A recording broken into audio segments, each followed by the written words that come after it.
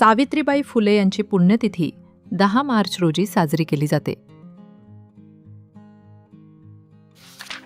त्या भारतातील पहिल्या महिला शिक्षिका म्हणून ओळखल्या जातात. त्यांनी मुलींच्या शिक्षणासाठी शाळा सुरू केल्या. त्या एक महान समाजसुधारक होत्या. त्यांनी स्त्रियांच्या हक्कांसाठी संघर्ष केला. त्यांना समाजाचा विरोध सहन करावा लागला. लोकांनी त्यांच्यावर दगड आणि चिखल फेकला.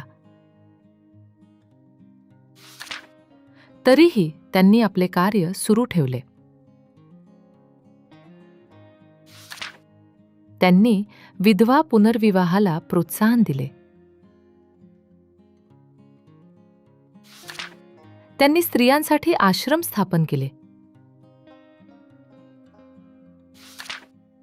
त्यांचे पती ज्योतिराव फुले यांनी त्यांना मजबूत साथ दिली.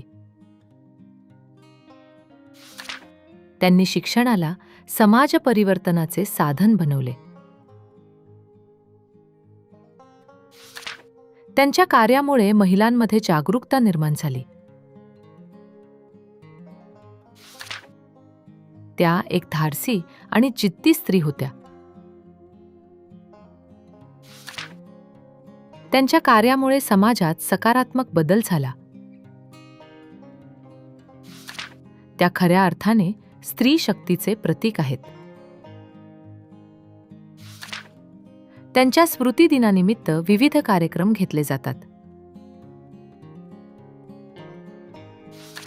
शाळांमध्ये त्यांच्या कार्याची माहिती दिली जाते. त्यांचे जीवन खूप प्रेरणादायी आहे. आपण त्यांच्या कार्याचा आदर्श ठेवला पाहिजे.